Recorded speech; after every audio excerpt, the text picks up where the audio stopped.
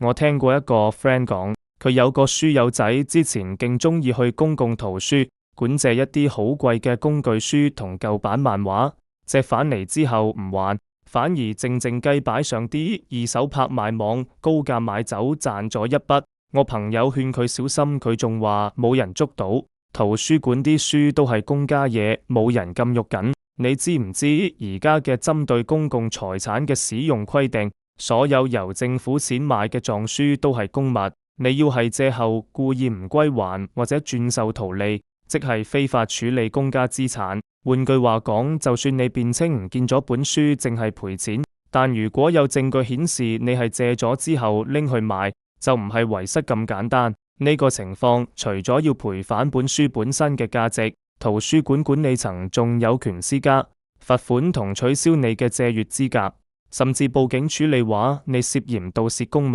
第一，唔好諗住借貴價書去買，冇手尾跟，而家有晒借閱記錄㗎。第二，萬一真係唔好彩整唔見公物，記住正正經經去報失賠償，唔好自作聰明，諗反都覺得嗰條友為少少錢搞到自己一身蟻。